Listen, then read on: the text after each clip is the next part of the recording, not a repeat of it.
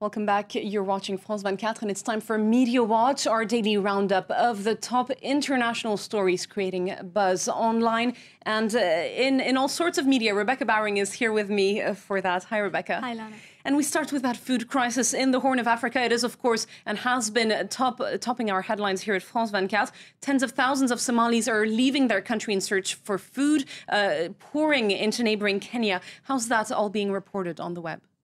Well, actually, there are a number of articles today looking at why this food crisis wasn't kind of headed off earlier. Why wasn't there some kind of preemptive action? So we'll take you straight to the computer and take a look at this article, which is on the Guardian website. The Guardian Development Network is talking about why scientists actually have an important role to play here, because many organisations that were monitoring climate conditions in the Horn of Africa weren't at all surprised to find out that that a state of famine was announced last week in certain parts of Somalia. The question really is there, why didn't they sound the alarm earlier? Well, in fact, they were sounding the alarm, but the thing is they weren't necessarily doing it in a way that the political classes were taking note of. And that's what this article talks about, that in fact it's extremely important that a better kind of channel of communication is opened up between scientists and also journalists. Interestingly, it points out that journalists have a specific role to play as well in terms of reporting preemptively and accurately on disasters that may well come, because oftentimes political classes, they don't want to invest money or send aid until they know something is definitely going to happen. And even though technology is now so good that we do know what's to come in a lot of ways, there is certain sort of satellite monitoring devices that countries can invest in, it's a case that information hasn't always been very accurately communicated.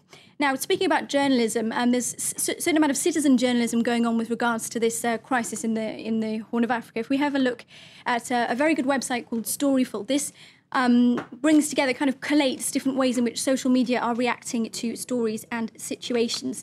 And it's talking about, well, Somalia and the agonising trek to survival. So it's about the plight of the refugees, as you say, streaming out and into neighbouring Kenya. And this particular article points out a couple of relevant tweets. So if we go on to Twitter, we can see that one of the trending topics is hashtag Horn of Africa.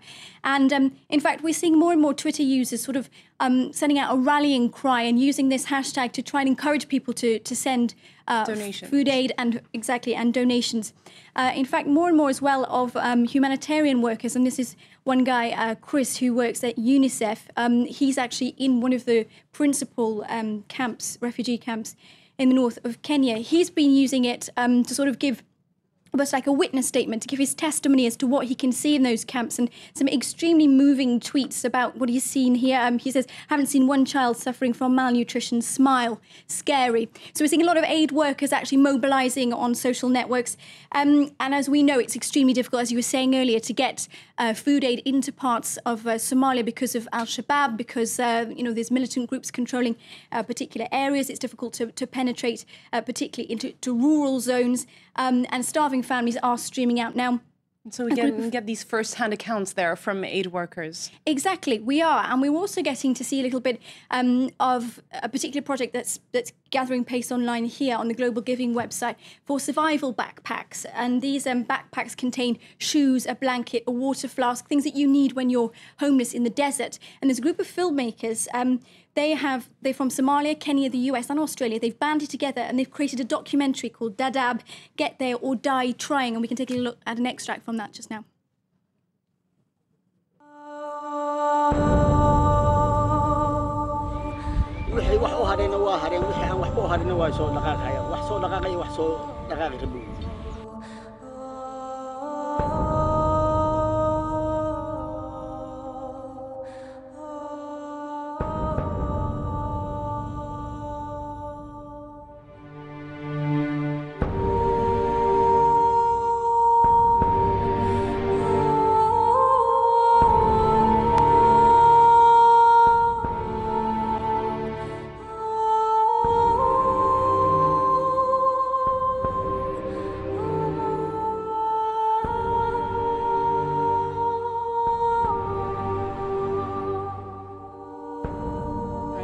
some pretty harsh and very moving pictures there. Hopefully that can spur people to action. I think that is the idea behind it, yeah. We only have the time for one quick last story, Rebecca. You know, the French are known for their strikes, for their protests, fighting for their rights. In South Korea, a one-woman protest is attracting a lot of attention. Kim Jin-suk is the name of this 52-year-old woman. Her story is in the Asia Sentinel, an online publication. It's quite an incredible story. Talk about determination. She's now on her 201st day, living on top of a crane in a shipyard, 35 meters above ground in Busan, the second largest city in South Korea. And it's an act of protest. It's a one-woman act of defiance after executives at the Hanjin heavy industries firm laid off dozens of workers, and their jobs actually went off to the Philippines. And she's a welder, but she's also a writer, and she's someone who mobilizes against the difficult labor environment in South Korea and the inequalities perpetrated towards workers. So she's living there in very difficult conditions, no toilet, no running water, and no electricity, but she's continuing to pledge to fight for these workers who've lost their jobs. And she's not leaving that crane. Quite a symbolic choice indeed. Thanks very much for being with us, Rebecca Bowering. Thank you. That was Media Watch on France 24.